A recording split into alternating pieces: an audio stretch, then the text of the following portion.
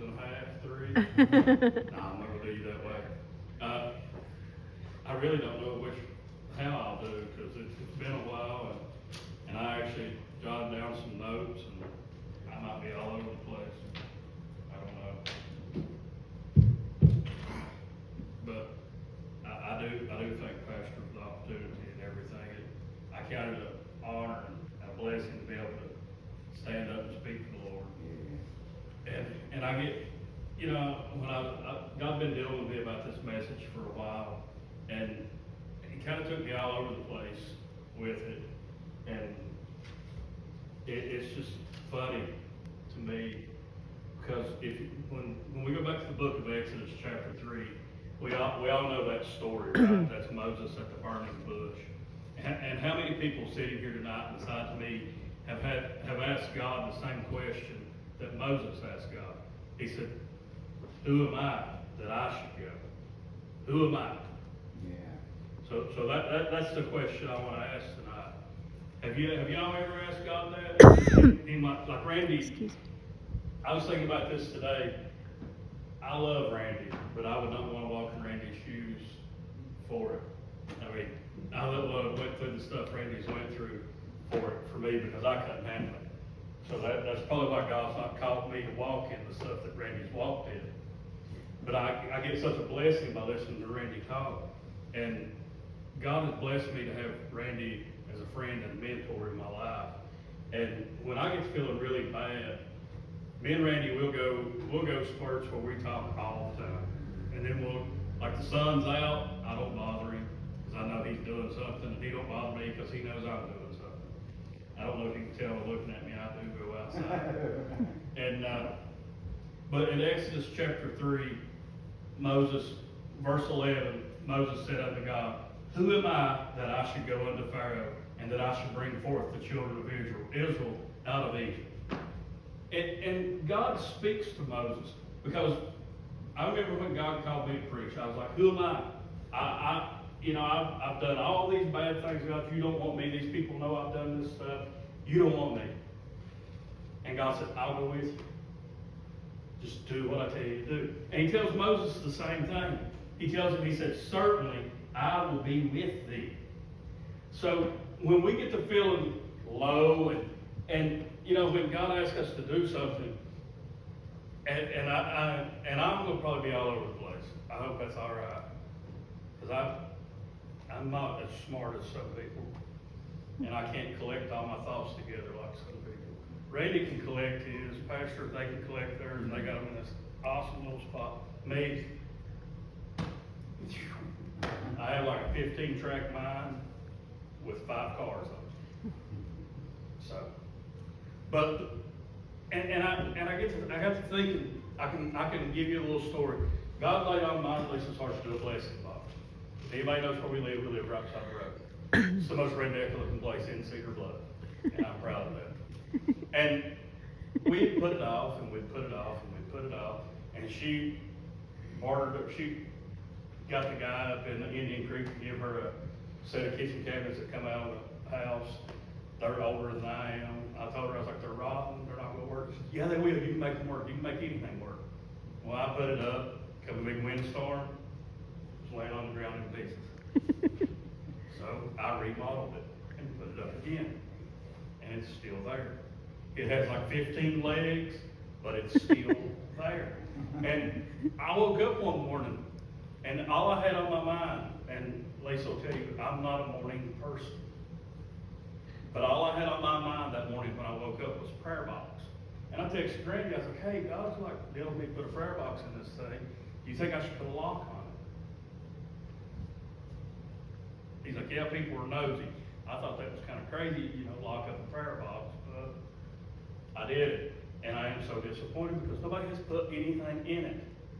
I went to the Dollar Tree, bought a notepad, I bought ink pen, I tied a pencil to it, everything. I bought tracks and put in there with it. And I didn't get the old timey mean tracks, turn or burn. I got cool ones. But God had called us to do that. And I was like, I don't want to do it. I don't like people coming to my house. I don't like people turning in my driveway. I don't want to do it. As if you drive by my house, you'll see it there. with big letters on it that says blessing box. And I didn't say all that to brag on us, because we don't tell anybody we done it, whatever. If they want to put stuff in it, great. If not, I will eventually get around to it when payday comes. But God had equipped us with that. I'm a peddler. I'm a jack of all trades and a master of none. And throughout my life, being able to do all those different things has equipped me with to be able to take a set of cabinets that were 1965 lime green and turn them into something as blessing people, which God equipped me before I even knew it. It's just like with Moses. He's like, hey, don't worry about it. I know you stutter. Ain't no big deal. I got a dude that'll go with you and talk for you. So Moses does another excuse right there. He's like, they won't accept me. I go to them and say, you sent me, and they're going to say, well, who sent you? And he just said, tell them that I am sent you. Go out here today, or go to the methadone clinic without Randy King, or any known preacher around here, and say, I am sent me to tell you about Jesus. Tell me how that works out for you when you come back. For real. Think about how Moses felt. I felt that way sometimes. Because when I started out in this thing, I started out at old-timey Pentecostal holiness. Had to get saved on Sunday morning. When you come back to church at 6 o'clock Sunday evening, you had to get saved again, because somewhere between 1 o'clock and 6 o'clock, you had a bad thought. And you better be able to hang on to Thursday night service so you can get saved again, because somewhere during the week, you've done something wrong. That was how I come up. That's why those people, when you see them, pray for them. Don't make fun of them. They're miserable because of that. But thankfully, God led me into the understanding His grace, that when He said, it is finished, He meant it. I don't have to get up every day and go, oh, I better get saved again. I had a bad dream. I don't have to worry about all that. And a lot of it, Lisa asked me, she's like, what's your message about? I said, it's about identity. And that was generally that's how I started out with this when I was preparing for it. Because when we read about Gideon in Judges chapter 6, verse 11 through 16, we all know the story. Pastor even talked about it one day. And when the angel of the Lord come to Gideon, Gideon was threshing wheat to hide it. And God tells him, He said, hey, mighty man of valor. Do you think Gideon felt like a mighty man of valor? He's looking out over his country. It's laid what the enemy has laid waste to his country. And he's got this little bit of wheat that he's threshing, and he's trying to hide it from the enemy. And he even smarts off to God. He's like, well, if you're with us, why has all this happened to us? And I'm not a very political person when I preach. But we as the church, we could look out over our land right now and say, why is all this befalling us? Why are we paying $6 a gallon for gas now? Why, God? But there's a plan. My Bible tells me, David tells us in the book of Psalms, I have never seen my seed forsaken or the righteous begging for bread. I don't worry about that part of it. I tell my kids, we got 2 grandbabies on the way this year, and I do get a little freaked out when I turn on the TV and there's no baby formula, because we're getting ready to have 2. I ain't got no milk. I ain't got no cow. Or goat. I hope they able to come up with something. I worry about stuff like that. I pray about it. God tells me not to worry about it, so I try not to. Yeah. But I feel like Gideon sometimes. God's calling me one thing, and I feel like something else. I feel like I'm lower than a snake's belly sometimes. And God said, hey, mighty man of valor, how about you rise up? I'm going to use you to deliver my people. And the cool thing about Gideon is he's like, yeah, whatever. And Gideon's like a lot of us. He's like, well, if you're really God and you're really saying all this to me, give me a sign. So God did. That wasn't good enough. He's like, okay. That really was you that gave me that sign. Give me another one. So God does. Then Gideon, okay, if that really was you that gave me the 2 signs to start with, give me one more and I'll know it's you. Anybody else done that with God? Anybody else ever been that ignorant with God? I have. And anyway, God raises up this army, and he tells Gideon, he's like, hey, march them down here. Take them down to the brook. You got way too many people. We all know the story, right? You got way too many people, and Gideon's probably like, I'm going up against a big army here, and you're saying I've got too many people? And God says, yeah, got too many. I'm going to separate them for you. Tell whoever wants to go home, they can go home. Ain't no harm, no foul. We ain't going to be mean to them. We ain't going to worry about it. So he does. Bunch of them gone. God says, you still got too many, Gideon. So God tells him, he's like, take them down to the brook. I'm going to separate them for you. And whoever drinks the water like a dog, we're going to keep them. But the ones that pick it up with their hand, now we ain't going to vote them.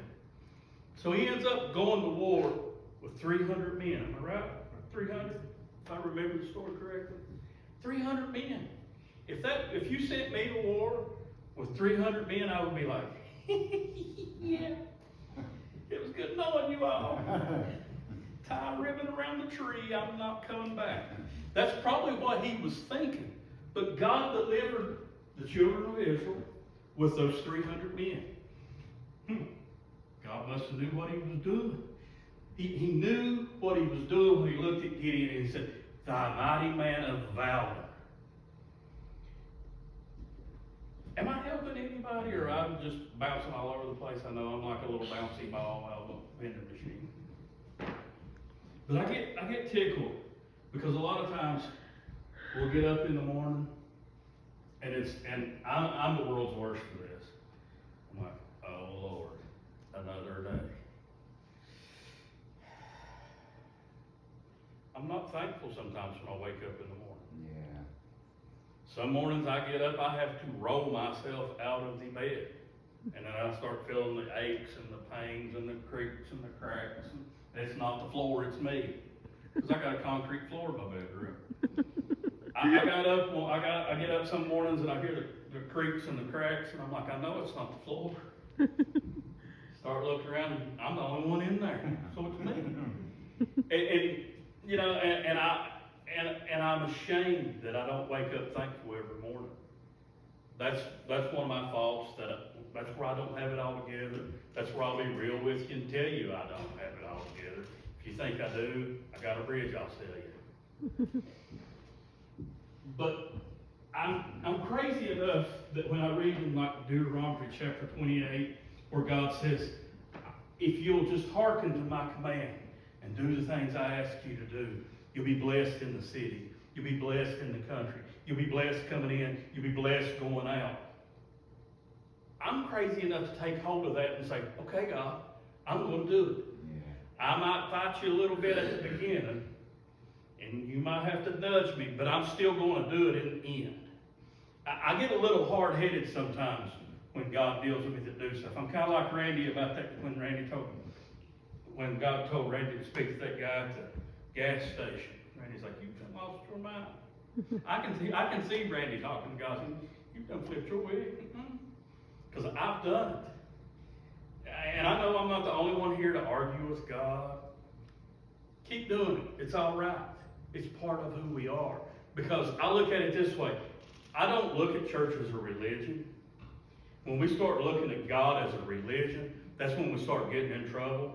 That's when you can say, hey, you took a wrong turn at Albuquerque, Bugs Bunny. You need to backtrack a little bit. Because God's around a relationship with us. And in that relationship, he knows there's going to be some back and forth. There's going to be some pull and tug.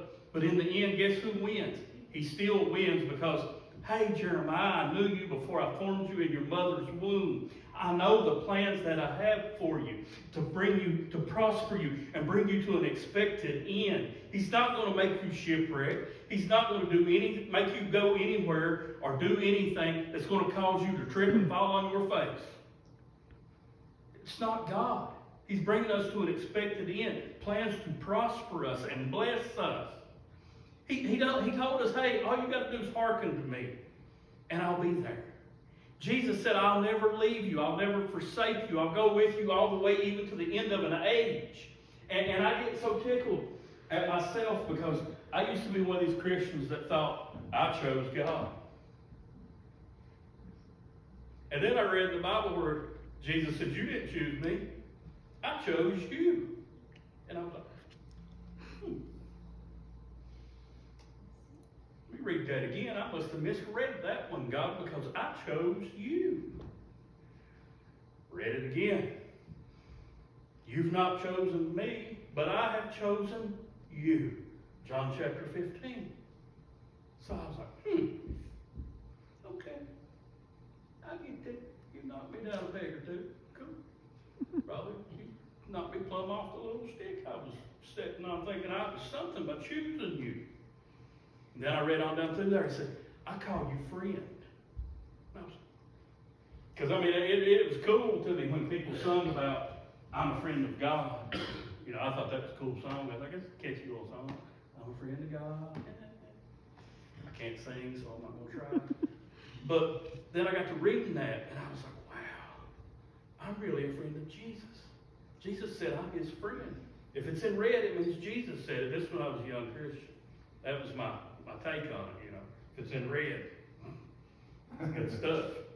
So, and I still look at it that way. Mm-hmm.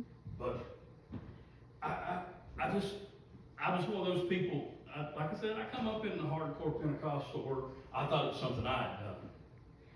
And I was praying one night, I'm like, God, there's got to be more to this than just what I've done, what I've laid down, and what I can stick my chest out about. And that's when he led me to John chapter 15, where he said, you didn't choose me, I chose you.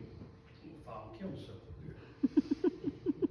I'm not used to having all kinds of stuff up here with me. Randy can tell you that. Yeah. We had like a chair. And it was a hard time. It was hard for me to learn how to sit down and do this. Because I'd always stood up. And then they broke me from standing up and had me sitting down. Now I'm standing up. But when I got to reading in that, and God started dealing with me, and you know, by that time we had went to a local mega church, where one of the favorite catchphrases of the pastor was, as a man thinketh in his heart, so is he. And I was like, yeah, that's Proverbs, that's what the Bible says. You know? And here in my heart the whole time, in my heart I was thinking I was something, because I had laid all this stuff down for God. When in the end of it, God never asked me to do none of that.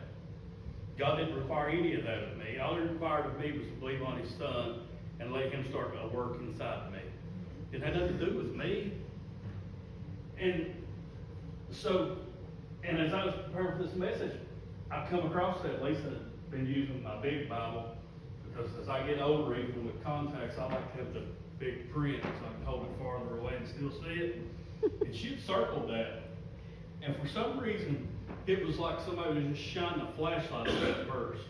As a man thinketh in his heart, so is he. And I sat there and I dwelt on that. And I said, God, why are you highlighting this? I don't think I'm anything anymore. I'm just whatever you want me to be. That's what I want to be, whatever you want me to be. I don't think I'm anything. And they'll tell you, besides not being a morning person, that's the only thing I claim. Other than being a child of God, that's the only two things I claim. And I'm trying to lay down that not being a morning person thing. Because after Friday, Lisa's going to start being home every day. So I have to become a morning person again for a couple of months. So y'all pray for us. And our wedding anniversary is coming up the 27th. So y'all pray for us on that one. She has been stuck with me for 10 years. That's a feat in itself for her. Because I'm not easy to get along with. But, and I was reading that, for as he thinketh in his heart, so is he. And I was like, why are you highlighting this to me, God? And the only thing I could come up with was, because you don't stick your chest out anymore. You understand it ain't about religion. It ain't about having the checklist that you thought you had to go through.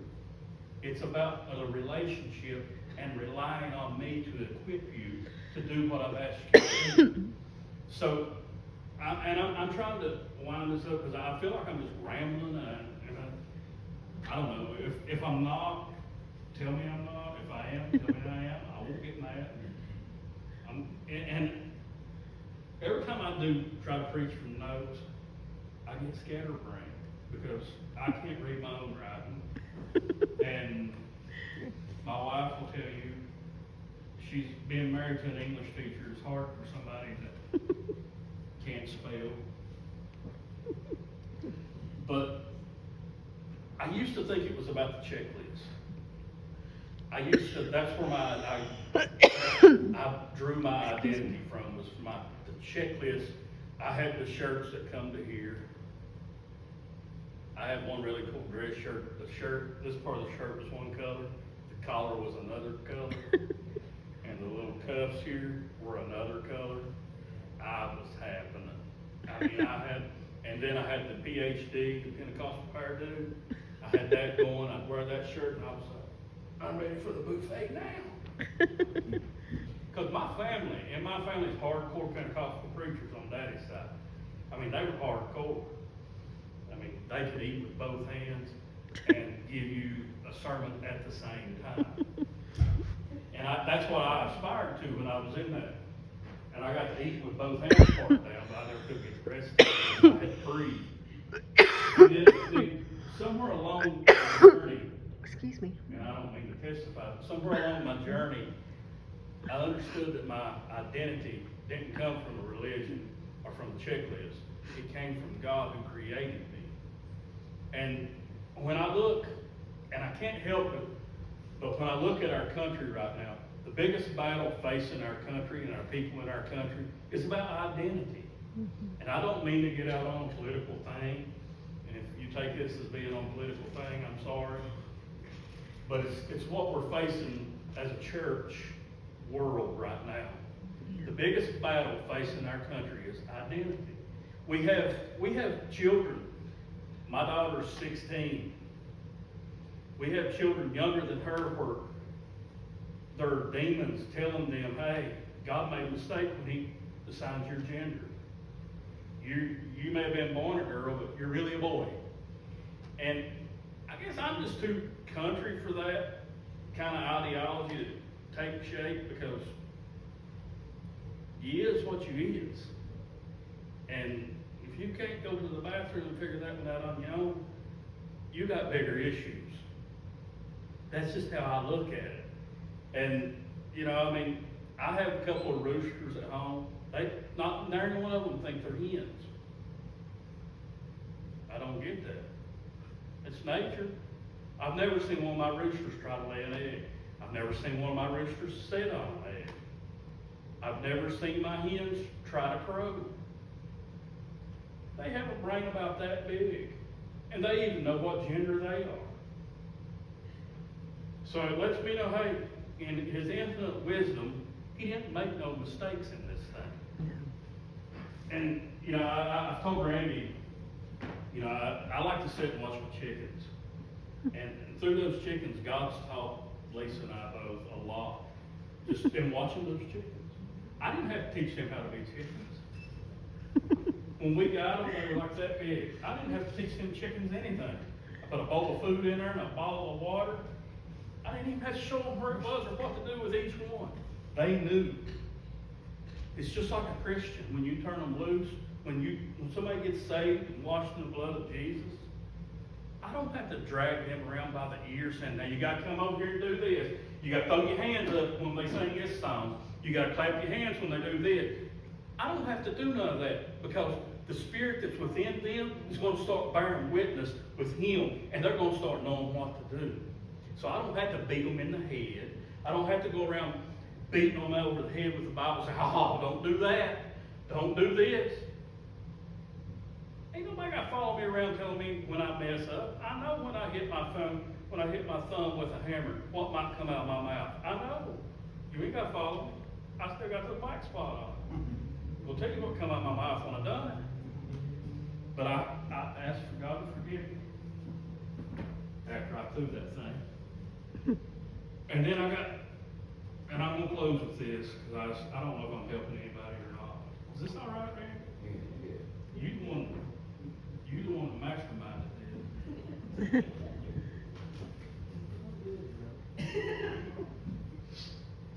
I used to be one of them people that I would run around, I'd sweat a lot, I'd spit and scare people. And I realized somewhere along the way, that wasn't who I was, it wasn't who I was created to be, it was just what I was trying to emulate. And I realized I could preach the same sermon, standing still, without screaming at people, and I could still talk the next day afterwards.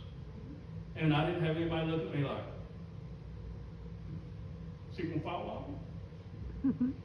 In Romans chapter 8, Paul tells us that many are led by the Spirit of God. They are the sons of God.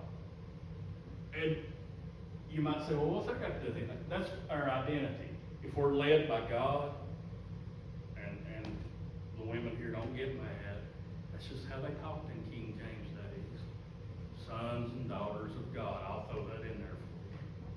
Because I don't want anybody saying I'm not equal opportunity. But Paul tells us that. He said, "For ye have not received the spirit of bondage again to fear, but ye have received the spirit of adoption, whereby we cry, Abba, Father." So, when you leave tonight, I'm going to do the ranting. When you leave tonight, think about this. When you were out in the world, and when we were out in the world, and we were doing things that were kind of shady, and we were worried about who would see us in certain places, and this and that, and we'd be like this. Hope nobody's seen me. That's a spirit of fear. When I leave here tonight, I don't care if you see me at the line. I don't care where you see me at, because I have a Father that has me covered. I'm not, and don't take that I'm going to go out. I'm going to go straight to Food Line and buy a case of beer. No, not that. But I used to live that kind of lifestyle where I'd be like, somebody see me here? Did somebody see me there? I was kind of like Moses. I looked this way and I looked that way, and I didn't see nobody. But guess what? Somebody still saw him kill the Egyptian and bury him in the sand. Yeah. Even though Moses didn't see him, somebody saw him. That's a spirit of fear when you got to walk around like this all the time.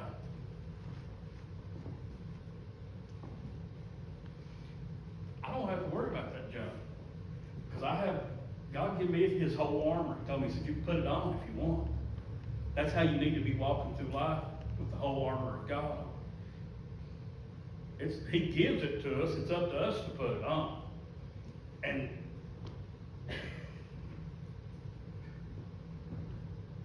Lisa made me dress up. Not really.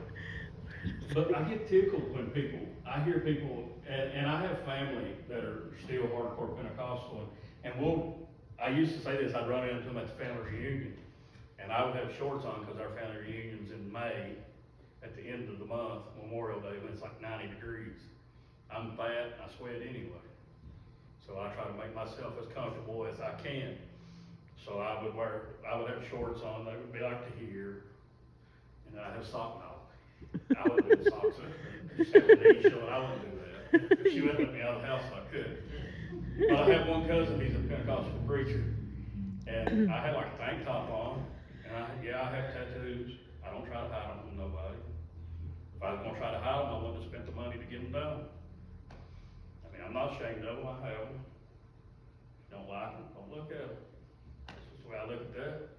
And he came up to me one day, at the family reunion, and he said, I just want you to know God's right where you left him. I said, and I was going to church. I mean, me and Lisa were in church.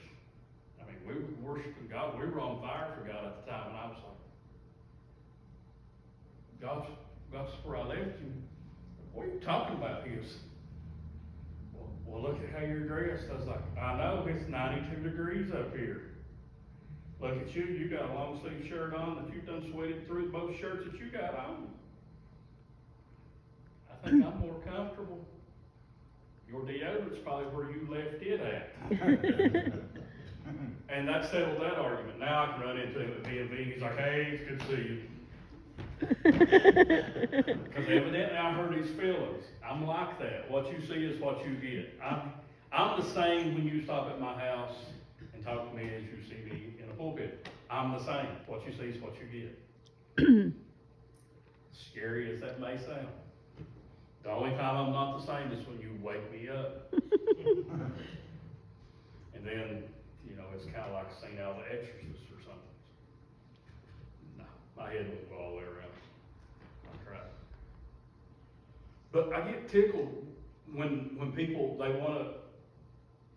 wanna derive their identity from their checklist, and then they wanna project that onto us, onto everybody around them. Because we don't look like they do, we're standing with God where they are, or whatever. And I don't get that. To me, that's getting on dangerous ground when you start projecting, well, this person's not where they need to be with God because they've got shorts on. Really? Well, in the beginning, everybody was naked.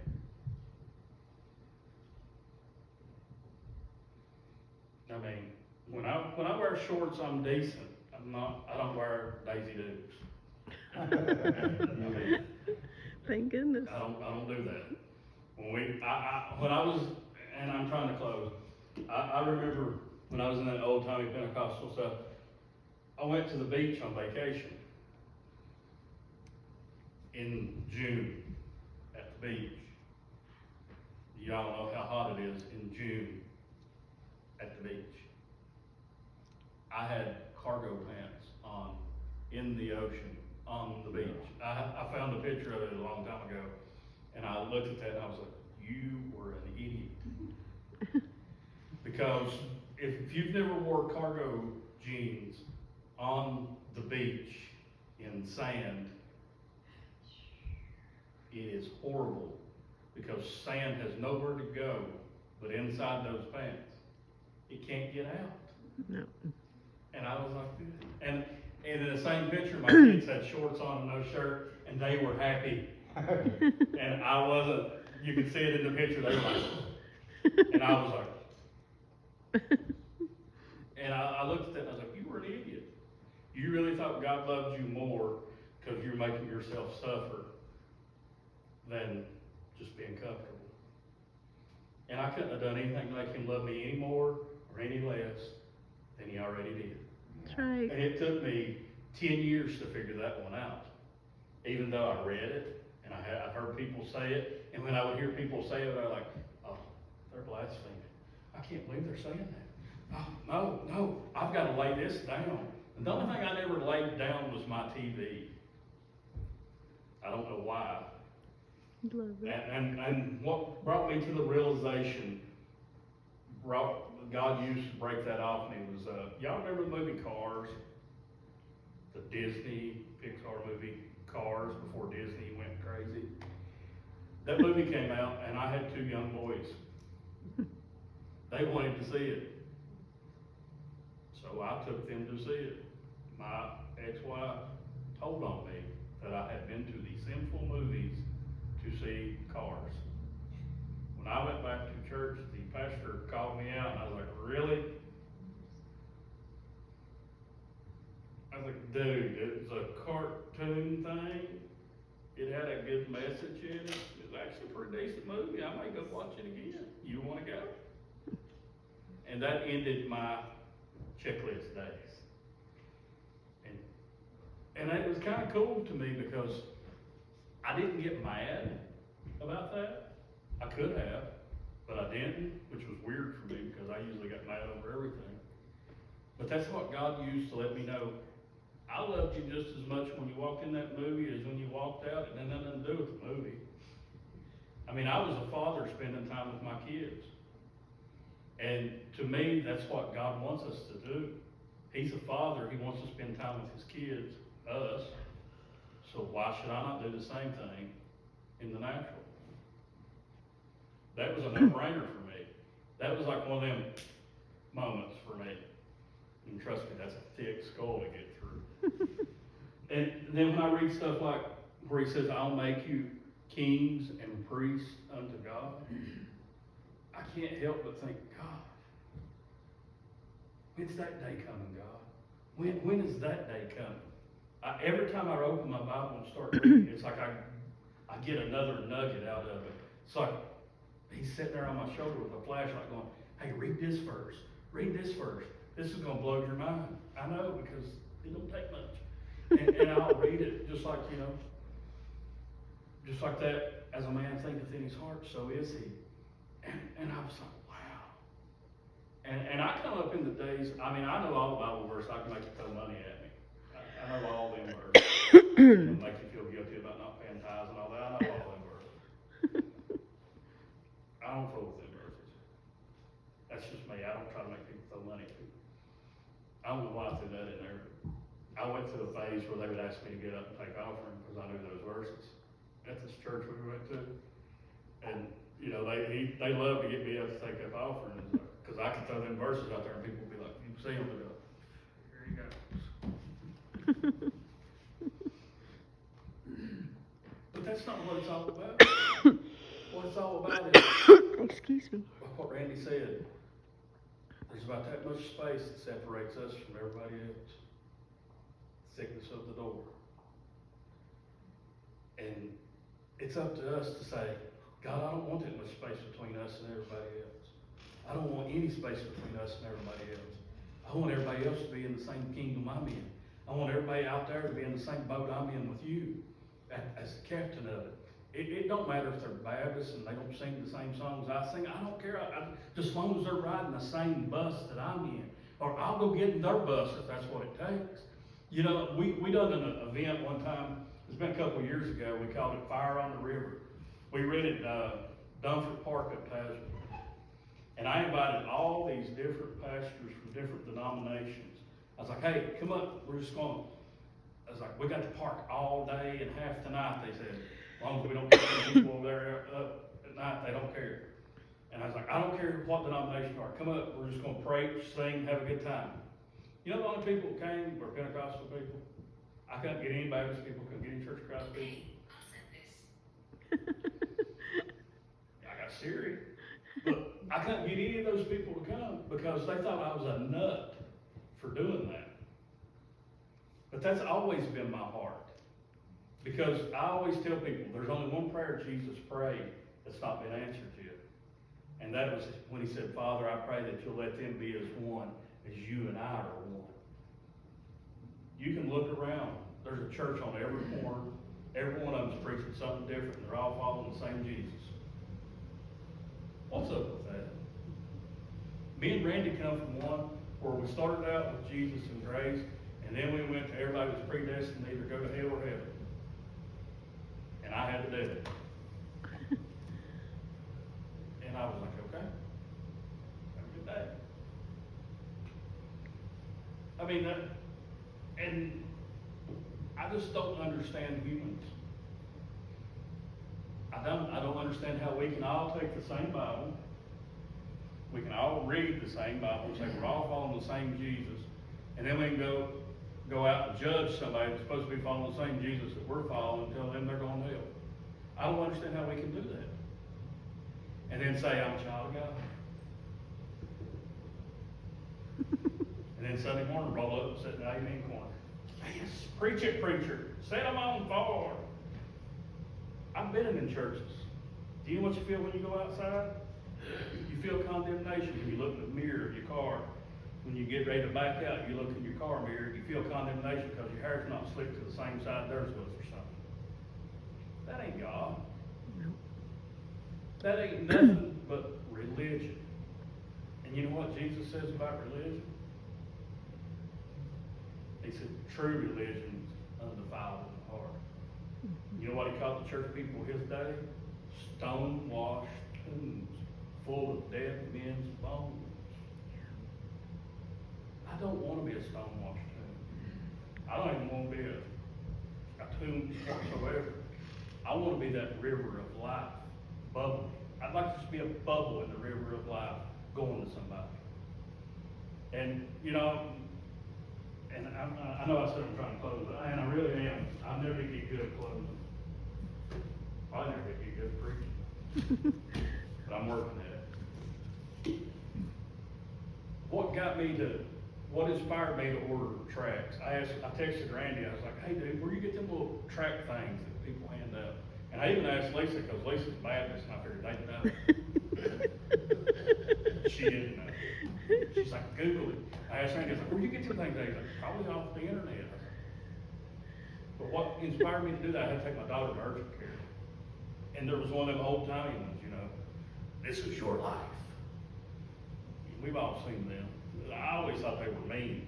Like, it was like, you know, they can't get you in church to scare you, so they print it out on a brochure to scare you. And that's the one she had. And I know she's looking at it while we're sitting there in the waiting room. I didn't think anything else about it. Well, we come home, she was in the shower, and I took some of her clean dishes back to her room because she has her own dishes. She has her own refrigerator. And there it laid on her desk. And I was like, she's 16 and she brought that home. Little did I know that she was taking it to her Pentecostal friend as a joke. She calls him that penny boy. That's a good story. But I ordered some, we ordered them, and I was like, I'm one of these people, if I order something off Amazon that says it's gonna be there tomorrow, I start looking that night. Of course, I ain't no way they'll be here tomorrow, that's all they do, ain't no. They're lying, Lisa. She's like, so I done that with this. They didn't send me a tracking number, and I was like, devil's a liar, they didn't give me a tracking number. And like 2 days later, I get a tracking number, and they're like, it's gonna be next week. And I was like, I got this box down there, I will put these things in. And I put them in the box, and I check every day when I check my empty prayer box, and they're all still there. I don't care. The point is, the one I put in there says, you're not alone. And it gives you little tidbits of it when you go to order them. I don't know if anybody's ever ordered them. If you do, read all the way through it, don't do like I do. It's like, I like that, you're not alone, and have little tidbits. And then when I got it and read it, it's like talking about suicide, and I was like, I'm gonna drive somebody to suicide, I'll put this in there. So I prayed about it, and God said, no, that's what I want you to have, put it in there. Because, you know, that's an epidemic in our country, suicide, drug abuse. And you know what it all stems from? People not knowing who they are. People not knowing that they can plug in to Jesus and get their identity. Do you know who Jesus put on the earth to tell people how to find their identity? The church. Look at who he used. He had a redneck fisherman that when Jesus was crucified, he went and done the first thing he knew to do. He went and went back fishing and jumped in the water naked, swimming. Read your Bible. He cut a man's ear off. He was redneck. John, who by today's standard we would call feminine. Judas, who by any standard would be a politician, was a thief. Think about the people Jesus chose. And then you read the book of Acts, it says they turned the world upside down. Because they were throwing something out there that was real. Peter wasn't afraid on the day of Pentecost to stand up and say, and be real. He said, y'all think these cats are drunk? Mm-mm. They're not. They're not drunk like you suppose. No. They've got a hold of Jesus. And that's what we need to do. That's the example for us. That's why it's called the book of Acts. It's a book of action. So, like I said, I never did get good at closing, but I want to challenge you today. When you go home, and I have one of these moments at least twice, 2, 3, 4, maybe 5 times a week, where I say, who am I, God? I'll look in the mirror and say, who are you? Because there's sometimes I don't know who I am. Anybody else ever have that problem? I do. And, you know, I used to think depression was a fake thing until it come to my door and started knocking on me, and I'm like, yeah, it's real. So be careful what you make fun of and say it's fake. Because it might have a way of sneaking back up in your back pocket. So that's when I quit doing stuff like that. It's funny how it has a way of working out that way. But when you have that moment where you say, who am I, God? Think of what he said to Moses. Surely I'll go with you and be with you. And I'm really weird. It's like Randy asked me, he's like, what'd you do today? I was like, I weed eating. And my daughter gave me some of them fancy AirPods, and things you shove way down your ear and turn, so they don't fall out and listen to music. Well, I'll throw my phone in my pocket and put it on shuffle. And that's one of them mixed bags. I have everything from Jeremiah Yoakum, Ralph Stanley, to Motley Crue on there. So you never know what you might get. It's like today I was weed eating. I had a Country Boy Can Survive into Jeremiah Yoakum when I lay my Isaac down. Then it went over into, I looked all over and I ain't never found nobody like you, Lord.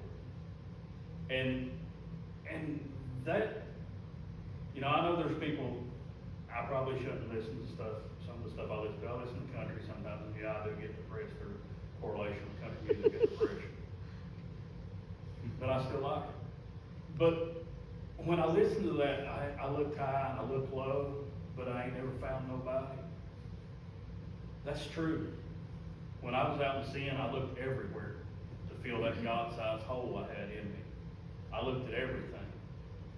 Nothing worked until I put Him in it. It's like trying to put a square peg in a round hole. You can do it if you got a big enough hair, and it hurts. And eventually you got to put the round peg in the round hole. So I don't know if I've helped anybody or not, but I feel a load off of me, which is weird. So I'm gonna turn it back to Pastor Jamie, and hopefully he might not ask me to come do this again. I don't know. He might not. I don't know. If he don't, it's Randy's fault. That's my standard answer for everything. It's Randy's fault.